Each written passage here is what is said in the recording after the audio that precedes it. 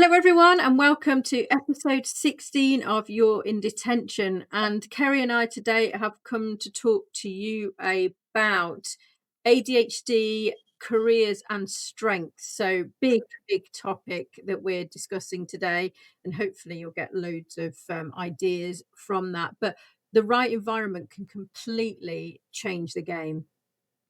Absolutely. And I think there's a lot of workplaces that often assume that if someone's not performing, then it's about their effort or ability. But so often it's not. It's more about fit, isn't it?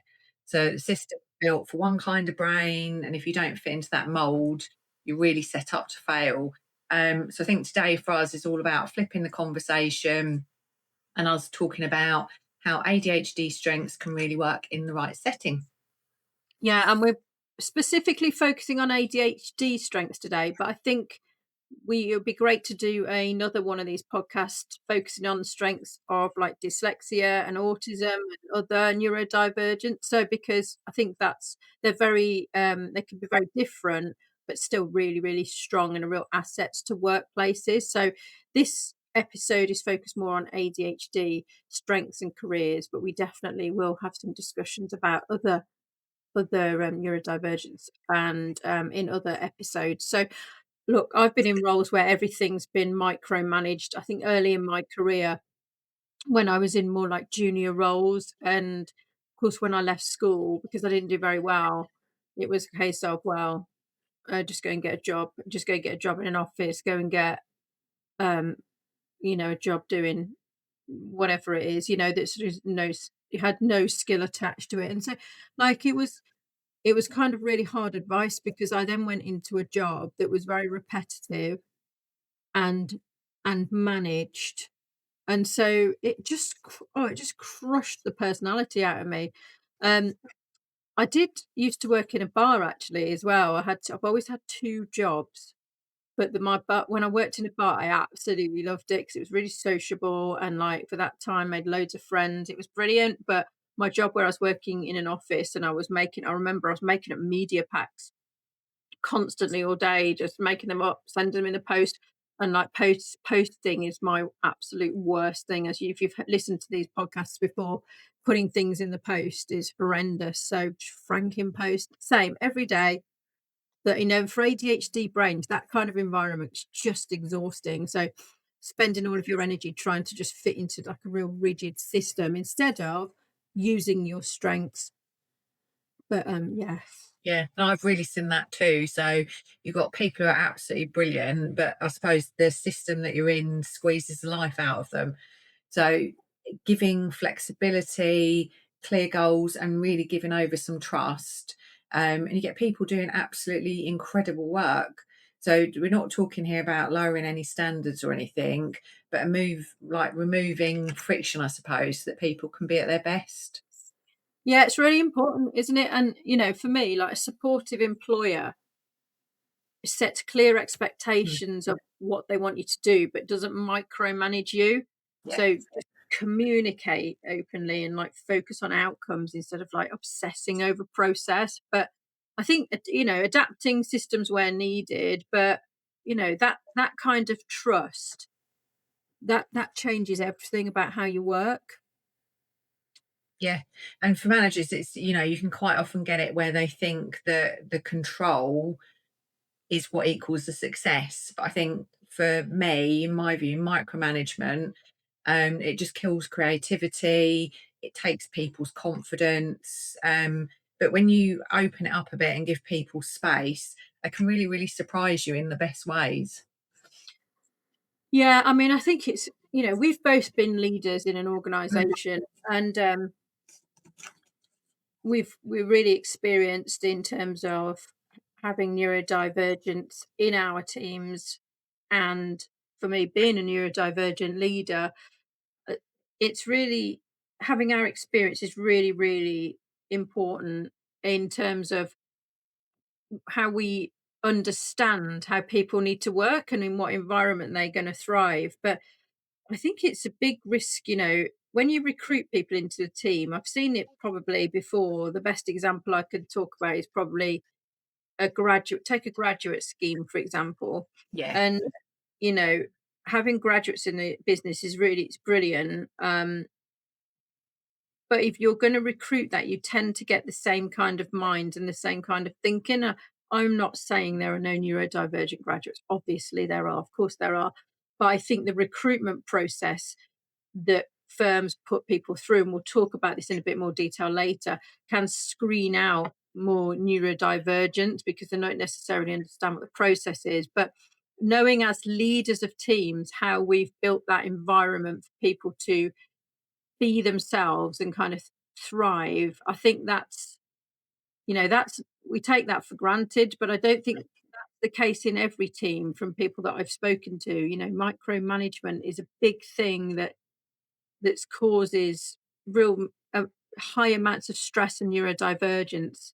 And I think, you really need to think about you're leading a team and you're listening to that, trying to understand how people in your team have got different minds and how to get the best out of them.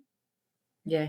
And I think if you look at examples like neurodivergent leaders, Sue yourself, um, and that's incredible, I think, because there's that understanding there already. So you understand the need for flexibility, the brilliance that people can bring with problem solving, very, very authentic, full of resilience.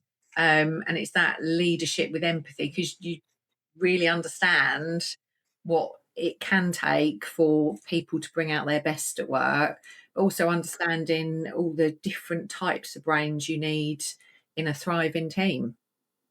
Yeah, I think so. Very often, I mean, we're talking about ADHD strengths today. So a lot of the time, people will talk about ADHD from the challenges and the struggles that people have, and which is a result of executive functioning delay. But not necessarily focusing or capitalizing on the strengths that an ADHD might bring into your team or would bring into your team if they have the right environment. So, I mean, let's take crisis management as an example. I don't think it would be any surprise to anyone that most of my career, particularly the last 10 years, I've been working in areas of business that are under high pressure, high stress, that need reorganizing or that lack structure. And, that could be due to low performance. It could be due to not having a clear strategy for the area, or it could be anything. It could be an operational area that's not performing. We've got to go in and sort it out. And I think I've even led teams in other organisations because the person that was leading the team there was found it so difficult to work in that environment that, as well as leading my own team, I also led a team in a third party of ours out of a very, very difficult situation and just created that environment for those people in that team, giving them a bit of like top cover, helping people understand the challenges that they were going through, because otherwise everyone kind of piles on and it's ever decreasing circles. But I just assumed that that was like a skill of mine. But when I've learned about my ADHD, which I didn't know about when I was talking about that particular team, I realize now that I was right in the environment where I would thrive. Don't get me wrong, a lot of the time on the edge of burnout, but I think that urgency and that emergency situations that you need to be in all the time really motivates me.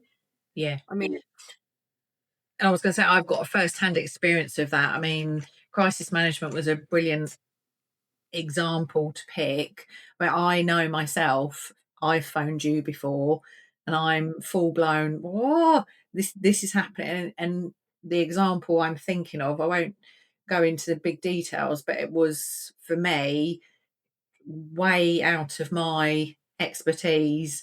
And you were like, okay. And immediately it was, well, this is what we're going to do. It was calm, it was considered. And I can relate that to dealing with members of my team. And my team's put on massive events and things like that. And you think, oh, this is all spinning out of control.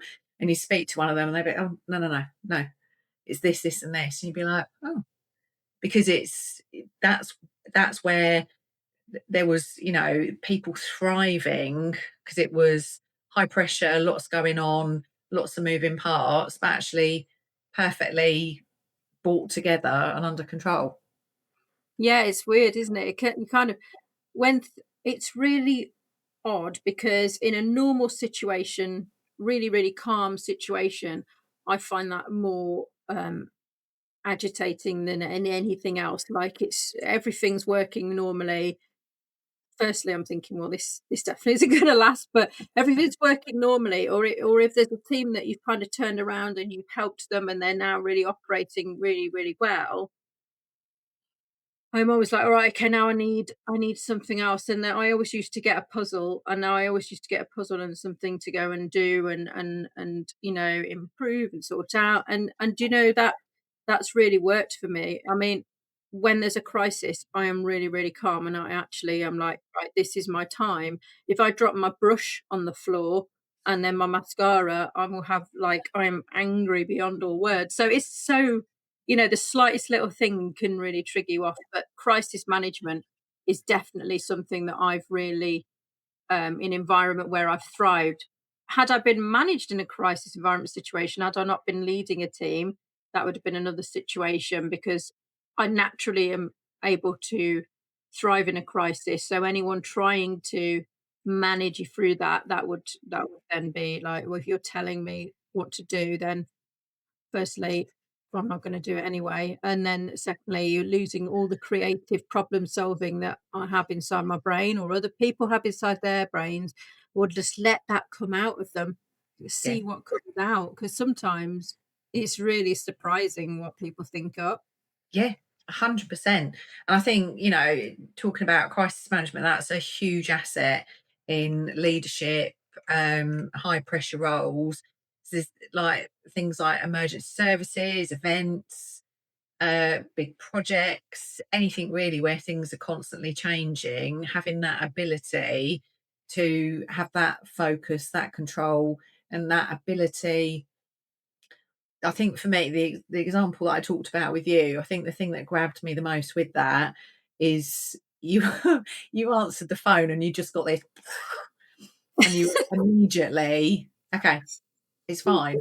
And I'd Breathe. spoken to a different colleague and they were as I was, and you're popping off in all these different directions. But it's such an asset to have that skill, of being able to just, it's almost like you just stopped time for a moment and we and focused, Yeah. and it just calmed the whole situation, but you know led to a brilliant outcome. Yeah, I think that's it. The more urgent it is or the more serious it is, the more I become calm. And it's just so neurotypicals are very, very calm in a calm situation, and neurotypicals tend to react more in a crisis situation, and neurodivergents then kind of the roles reverse, don't they? So if you've got a team and you haven't got a mixture of neurotypicals and neurodivergents, because by the way, I'm not saying fill a team full of ADHDers because I could tell you now, like you'd have a great time, but you need people that are able to deliver and follow stuff through to the end, and that's what you'll find with ADHD is particularly me. I will have the idea, we'll implement it, and then there'll be people that then follow through with that and check back and audit it and all that kind of stuff. But that's not my strength to go and see that the final parts of a project. I want someone in my team like tying that up. So again, it's it's the creative ideas things, it's the thinking, the problem solving, the thinking outside the box. I think having an area to turn around is fantastic because you can go and talk to people, you can understand what's happening at the moment, what challenges they're having, what they feel is wrong, what they feel is right, and areas like that have been fantastic. But also, when you're working with corporates or businesses, what you'll find is very occasionally you'll find some undervalued teams, people that are working really hard but haven't got a voice. So I've always worked I've always managed to get those teams and, work with them and get them a voice and their own voice that they're experts. But if you're leading the team, doesn't mean you're an expert or have to be an expert. Your job is to kind of allow people to thrive and have a voice in a room. Sometimes you are that voice on behalf of them, but the people feeling undervalued in a team again, very often that team can have neurodivergence in it because they're people pleasing, they don't want to let anyone down, they think necessarily agreeing to everything that they've been asked to do and implementing that is the right thing, but actually sometimes stopping and asking the question, talking to leadership, trying to explain what the impact things will have, that's it's very often how you kind of get into those situations in the first place. So a lot of my career, probably latterly in the last 10 years, has been working with areas and particularly giving teams voices, but also creating these neurodiverse teams. And when I say neurodiverse, I mean neurotypical and neurodivergent, because I think there's a lot of misuse of neurodiverse instead of neurodivergent language. They're fantastic. They've delivered amazing results, but they couldn't have delivered it without the neurotypicals, and we couldn't have delivered it without the neurodivergents. Yeah, and I think that's all about, that's leadership, isn't it? It's unlocking that potential. It's not controlling people. I'd say neurodivergent leaders are brilliant at it because they really get what it's like to be underestimated in the first place. Yeah, it's really true. And I think one thing I know this is about ADHD strengths, but one thing that ADHD is particularly bad at is self promotion. Mhm. So being able to articulate your strengths because you've probably had so much negative feedback throughout your childhood. And we looked last week, didn't we, on the podcast about having 20,000 negative comments before the age of 10. Well, yeah, no wonder you feel slightly, you can lack confidence in yourself. So when it comes to writing a CV or going for an interview, you might then not come across as strongly as a neurotypical who can think in an orderly way and hasn't got like a load of racing thoughts going through the head. So, I mean, I've got to be honest with you. When I led a team and I did an awful lot of recruitment into the team, I have to be completely honest and say when we went through recruitment processes, I didn't read CVs of people that I was going to interview. And that is not because I'm not interested or not because I was just unorganized. I wanted to do that so that I didn't go into the interview with like bias because you can read something about someone or somewhere where they've worked and you've already formed it's really dangerous because you form an opinion of that person before you've met them. So of course I'll look at, a brief history of them, but I really don't in detail because I'll have that conversation and I'll allow that person time to talk about themselves, what their values are, what their strengths are. It's not all about just competency because you can teach anyone to do a job, but Mhm. actually, what I always was looking for is someone with a really good attitude, someone that was thirsty to work, someone that would rip my hand off for the job, rather than someone that could already do it or that was in some way entitled to the job. So always, I remember interviewing someone once who said they were going to have the summer off, so could they apply again later in the year because they didn't want to work during the summer. Needless to say, obviously, no, we weren't going to wait for that person. But, I had also interviewed someone who didn't have any experience, but I knew would be a brilliant fit for the team. Because you've got to think about other members of a team when you bring someone in, because that changes the dynamic. But really, really enthusiastic. And actually, if you recruit the right person and you allow them the right environment to work for them, whether they're neurotypical or neurodivergent, whether they have autism, ADHD, dyslexia, whatever it is, like then you get the best out of that person and they feel like they want to come to work. And you've got to have like you've got to provide an environment that's fun.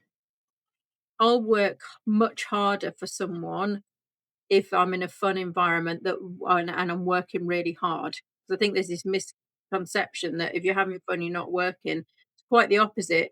You provide an environment where people want to come to work, particularly for neurodivergents, and they feel safe and they feel included. Well, I'm much more likely to be at my computer all day if I'm not being managed. Because were you on Amber on your Teams for 30 seconds there? What happened there? Forget it.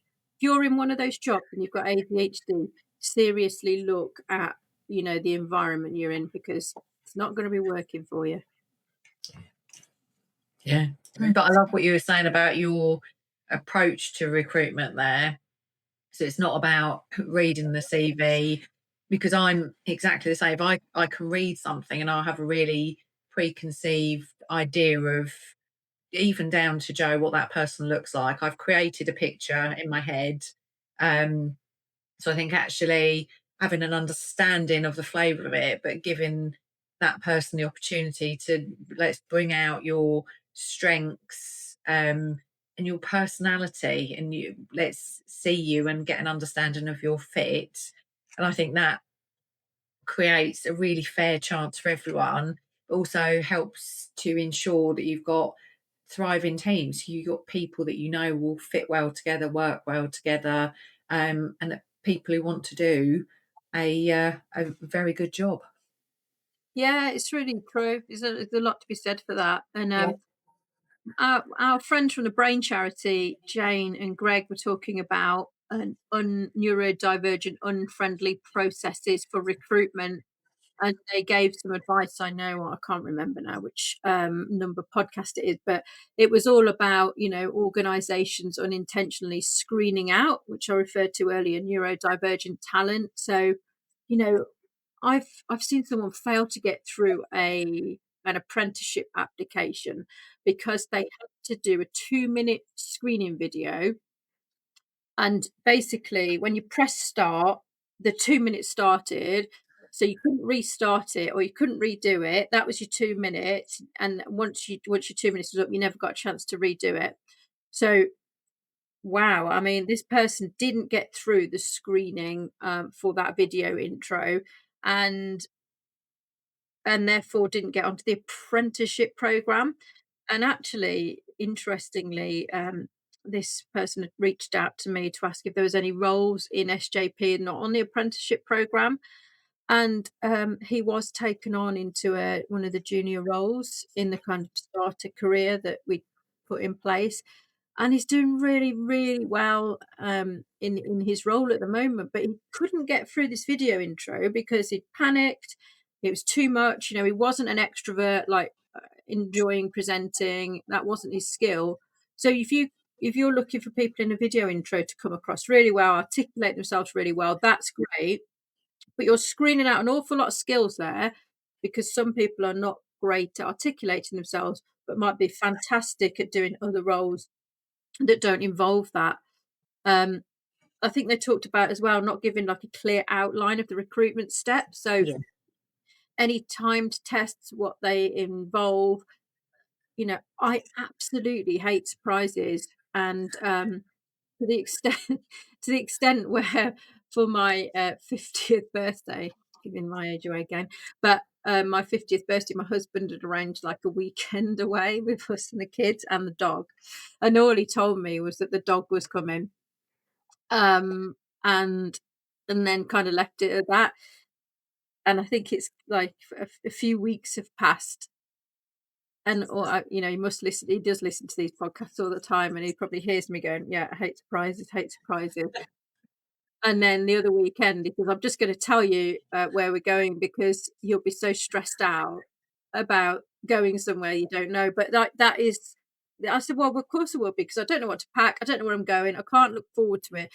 And actually, I like to look forward to things usually more than the event. So surprises, the best of times, even nice surprises, are things that we don't really want, because I think with neurodivergence, controlling your environment is really, really important to us. So going through a recruitment process and having these surprises and surprise questions, and um, what does that really gain? Because if you want to know about my experience, ask me what it is you want to know so I can have the time to think about the examples that I want to use. Why do you have to be able to give that example there and then on the spot? Yeah. Because my brain, all the files will be empty at that point, and I'll know that I've had some fantastic examples. I'll probably go and do the job better than anyone else, but I won't necessarily be able to recall those examples like that because it takes me time to process the verbal information that you've just given me, and then it takes me time to be able to articulate what it is that I want to give you as an example. Hmm. And then I'll give you an example, and later on in the evening I'll be like, well, why didn't you use this, why didn't you use that, what? Because it's too much of a surprise. Does that make sense? 100%. I mean, that immediately took me back to being in interview situations myself. And I could do all the preparation beforehand and I'd have my examples. But even then, as someone who recruited and understands the competency based questions, I've always found with anything I've applied for, there seems to be a real secrecy beforehand about what the competency based questions are. So Yeah. you're trying to guess what you might be asked, and you write down these examples. But I know even in my experience, afterwards you'd be thinking, I used that example, but I could have used a much, much better example. And for me, being able to be as prepared as I could, it still felt like it was a surprise because you're just sitting there waiting. And it's like, does that get the best out of anyone? It feels that, it feels quite an exclusive process because you'll have people who are absolutely brilliant at thinking on the fly. Oh yeah, I was a brilliant example over here, brilliant example over there. And then if you're not feeling prepared or you haven't got examples coming out naturally because you've not had chance to, okay, well, have a good think about it, was, you can make that process so much easier. Give me the questions 2 days in advance so I can do some preparation. um and I think, that's where we start to exclude the people where you've got real creativity, innovation, problem solving and things like that, because it's such a restrictive process. It is. I always go on the basis of all that glitters ain't gold in an interview, because you can be fantastic at articulating yourself, but it doesn't mean you've got any substance or ability to do the job. You could be fantastic. I've some great people that are fantastic in interviews, and some of them, of course, they can go and do the job. But some people are naturally better at interviewing than others, and it's a very difficult process for neurodivergence. And I mean, I have witnessed a colleague of mine with ADHD in an interview who was just not enjoying the environment so much, and it was really important. It was to remain in the business, and the examples that he gave were really from like 20 years ago, and he had fantastic examples that he could have used, but I seen his brain just almost shutting down because it was that stressful environment. Now, a stressful environment's great, we do thrive in that, but there's a crisis environment and there's a stressful environment. And I think an interview, it's very, very calm, it's ordered, isn't it? And it's very different to how my brain would work. If I was having a conversation with someone, I would be able to explain and articulate myself much better. And Yeah. funnily enough, if I'm talking about a topic or someone else or a problem or a business strategy, whatever it is, I can articulate it far better than if someone said, right, can you just sit down, Joe, and can you tell us what your strengths are? Because I'll start oversharing. I'll be going back to 1992 when I left school. I'll be cutting around in the story because ADHD brains find it very difficult to tell a story where you're kind of on one track and that track's like gradually moving forward towards the point. It's more likely to shoot off in 1,000 different directions like Yeah. our conversations usually do. Um, so how the person that's then taking in that information, if they don't know you, can be very confused by the fact that you're going so far back to tell the story, and you sometimes forgot what you're even trying to say. I've done it myself. I won't do it again because I've learnt that, that kind of oversharing thing is in an interview. It's not the place to do it. But that again, lessons learned and experience moves on. But does it definitely does show you the difficulties in the recruitment process, and Yeah, employers really need to do better with that. yeah, and I think there's the self-depreciation. So I think although I suppose on the surface you could think that maybe an interview is like the crisis situation, it's not, because it's about you. And I think the crisis is normally something is going on around here. It's not personally necessarily about you.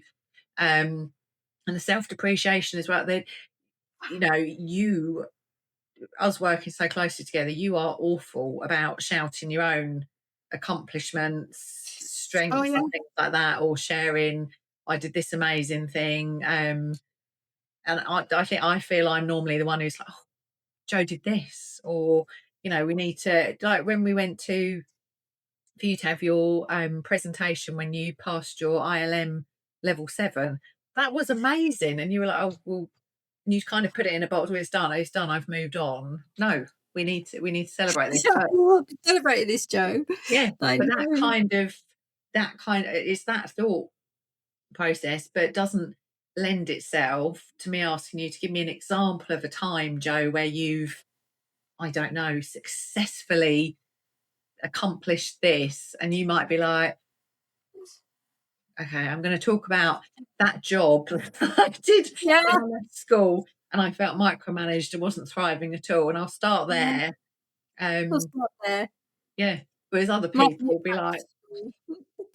10 examples from the last week. So hard, isn't it?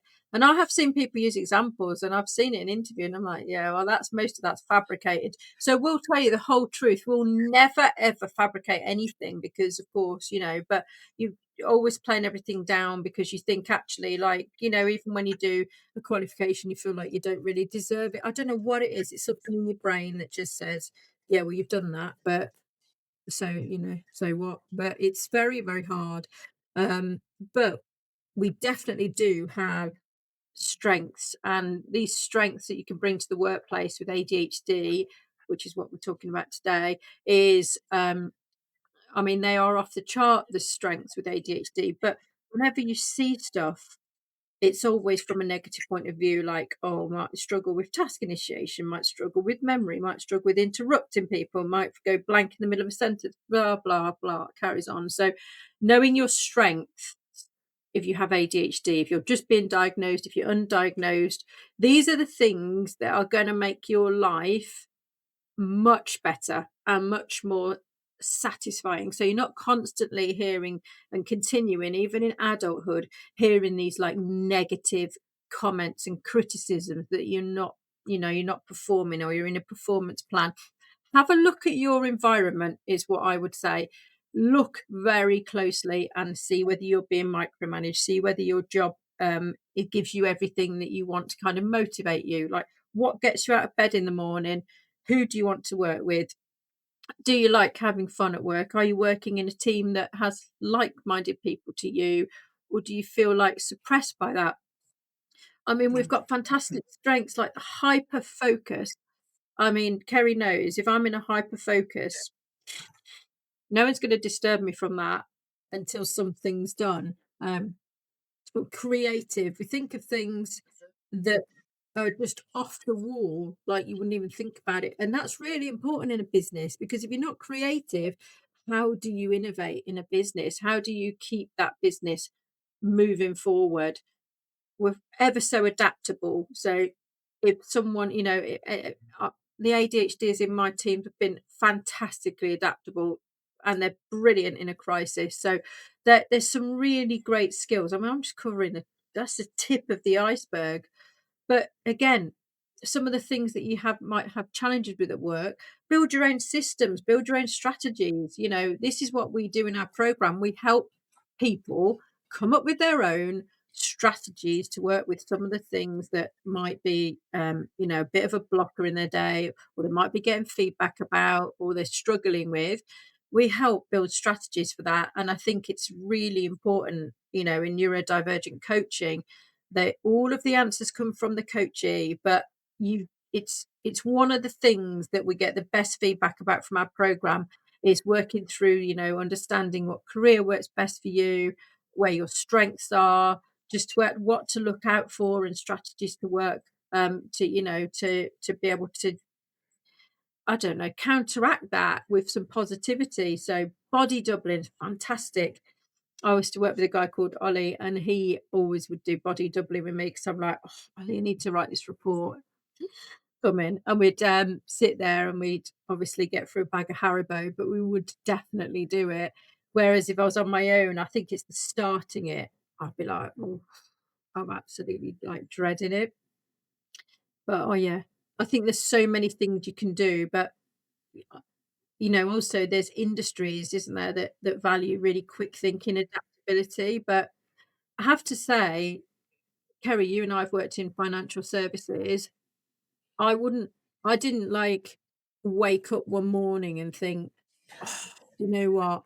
I really wanna go and work in financial services." Some people do, but I've had a fantastic career in financial services with some of the most challenging jobs or roles that I've ever done, and so I don't think it's necessarily, like, ruling out certain industries, but looking at who you're gonna be working with, the role itself, how creative it is, what environment it's at, is probably something really to watch for when you're going for an interview. It's not just about what the organization is gonna get from you, it's what you'll get from that organization, because if the two things don't, like, tie together, then you're not gonna be that happy in the role, and you're not gonna bring your best self to work, are you? No, and that was like I always used to say when doing interviews. So it wasn't a case of the person we were interviewing, we were just seeing that they were the right person. It was a two-way thing. So we right for you, are you right for us? So it wasn't, and I think that's how you should approach everything. So, go to interviews, get to know people, but really think about, does this feel the right place for me? And ask lots of questions. Mm. Lots of questions. I mean, what's how many people are in the team? What's the team dynamic like? Things like that. Because that's where you become your best self, I think, when you're comfortable and it's the right place. Because Joe, you're right. I mean, I wasn't at school at, I don't know, is it 10 or 11 where you start telling everyone what you're going to be when you're grown up? Feels like a lifetime ago, but it wasn't. Yeah, I'm going to work in financial services. I just happened to fall out of school, and my first job was in financial services. So I did, I think I did pensions admin. Um, Whoa, I that's know, not I know. But I did that. I've been in banking, but it's always been, banking and financial. It was never, that wasn't my choice, mm. but the teams I've worked in have been amazing. Do you know what? I mean, you've been in financial services forever. Yeah, Um, I that actually makes fell me into sound it. really old. Just Yeah. Back when they had jet butts. I don't know where that came from. But yeah, I think, one of my favourite jobs, and I mean, I won't repeat the story because it's on some of the podcasts about how I actually got into sales, but one of my best jobs that I've ever had, and the one that I used to enjoy, was when I was in sales. And I was just, you had this target to hit and you had to hit it, and it was, I don't know, I really enjoyed it, and we used to have a real laugh, and we used to have these promotion days where people would come in and, there'd be marketing days and, oh, I did incentive days. I mean, probably those days are well over now, but, it was just a real fun environment. So yeah, again, anything that environment where you kind of got a ball to chase. My old boss always used to say to me, like, he knew I knew what I was doing. I was very competent. I've been working with him I worked with him for probably 6 years or so. But he knew he knew my level of competence. He knew that I never wanted to be micromanaged. He never needed to do that. But he used to go, "There's the pitch, go play on it." And he would let me do things in my way, which is why we worked together so long, Yeah. because he knew all the things I was brilliant at, I knew all the things he's brilliant at, and we kinda used to bounce those off each other, and we managed to deliver stuff that was, that was really, like, top class, because he trusted me to get on with the bits that I did. He always had my back, and I've always been like that with my team. I'll always have their back, no matter if you're struggling with something or anything. I know that people will share problems with you if you make that safe environment for them to do so. But otherwise, you're gonna get surprise after surprise, because guess what? No one wants to ruin your day, so they'd rather leave it till it's something far worse, and then you Yeah. gotta deal with it. But, oh dear. Yeah, it's, I think definitely knowing your strengths, but also, like you say, if you're in an interview, well, what are you gonna get out of it? Is it the right environment for you? But I like, even with our coach, when we are pairing someone, or someone wants, coaching, we always give someone a half an hour chemistry session to see whether that person's right for them. And if that person, if you don't have that chemistry, or you don't feel like it is, then they say, "Okay, can we see if I pair better with someone else?" And that's absolutely fine.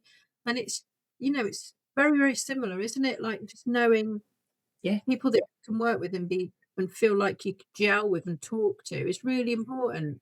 Yeah. But I mean, it's like the example you've just shared, talking about previous managers and the reason you work with someone for so long. I mean, I've been super lucky and worked with some brilliant managers, but it's that's part of the whole environment. So working with someone who can get the best out of you because you've got that trust, you can be open, you can, speak up when you need to, but you can also be given the autonomy, and the trust back the other way, that you can get on and do what you need to do. And I think that again makes all the difference. And I think, I know an interview is one moment in time, but I do think you can get real feels from an interview. You know that's the kind of person you're going to like. You can get a real feel for the kind of company. And as you said, um, does it, unless you want to be really specialist, does it matter necessarily Mm. what the company does? Probably Mhm. not. No. I tell you what is another strength of ours that we haven't talked about yet for, ADHD, is the ability to be able to read people so easily, like, and I don't know, you just can, almost within 120 seconds, Yeah. have worked out how someone is, and it's this is why I go back to this CV. Anyone can write anything on a CV, and then I'm going, "What? That's a fantastic CV." I might meet that person and go, "Right, that does not align with what you've just said." And there's been so many. I know when at the place that we used to work, I always used to go, "Joe, would you mind coming in this interview with me and co-interviewing with me?" Because I could just know immediately if there was, like, contradictions or things that someone was saying that didn't line up, or it wasn't authentic, and I was just able to, like, read these situations. And I don't know whether we just pick up on these, like, emotional, Uh-huh. I don't, I just don't know. I know a lot of people like, will talk about it as, like, spidey senses, and it's just this ability to know whether someone is almost like good intentions, bad intentions, not all of Yeah. that. Um, I have said before, like, when we've been out, and I've said to my husband something about that person over there, it's something, and he'd be like, "What are you talking about?" But and then later on in the night, that person then is like, it becomes very clear, and it's like, well, how do we know this stuff? But I don't know what it's built in, but it's really handy when you're doing recruitment, because it allows you to not be seduced by the glittering CVs, Yeah. and it allows you to understand where a person's coming from, when their intent is, and how genuine and authentic they are, which is really important. Yeah. But I think also helping to draw the best out of them Mm. because it's about that as much, isn't it? Giving that, making them feel comfortable, so you can share those examples because know, neurodivergent people, um, not great at self promotion. But in an interview situation, if you can share, share your ideas, share what you've Yeah. done, share your experiences, so you make it feel less about thinking, or I have to brag about something that I've done, to actually just share an experience you've had of this. So Yeah. it's giving that level of comfort as well. Yeah, I mean, it'd be interesting if you think one of the things with ADHD is knowing where how to take the first step. So if you're sat here listening to this thinking I want to make a change, but you don't know where to start, we have career coaching in our Messy Minds program, and it's all done around starting to discover your neurodivergent strengths yourself. It's about us helping you facilitate bringing your thoughts out about your career and where you want to go with that. Because a lot of the time when we coach people on the careers, which is again like part of the program, words come out and the coachees are like, "Oh, I don't know where Yeah, that came from." yeah, And you're just giving them that environment to just throw things out there, even if they think it's a they're going, "Oh, I don't know where that came from." And actually, "Oh, yeah, I'm not sure."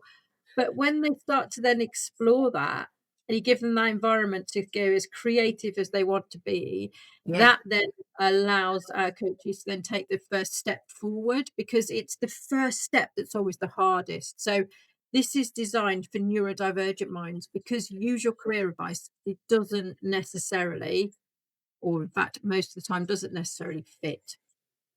No. And I think that's it, with the career coaching specifically, it isn't about us telling you what to do. Everything comes from the person being coached. And it's that creating a space to help you figure out what you want to do, what works for your brain, and how to make it happen. Talking through as well, like small things that you can put into place to help you get there, like accountability. Tell someone what you're doing. Tell them this is my next step, because then you've Mm. got that. Oh, okay. Well, I'll need to give them an update. Brilliant. Do some body doubling. Yeah. Yeah, anything like that. Give yourself a bit of, not pressure, but accountability. So you're gonna be able to get on and do what has come from you that you want to do as your next steps. It's interesting, isn't it? Because I know when we coach neurodivergence on our career spot, neurotypicals also actually love it, because it Yeah, just again it's just having that space to be creative and take the kind of just like take the guardrails off, have a look, put your foot on the ball. Like, where are you? Is this what you want to be doing in 10 years' time?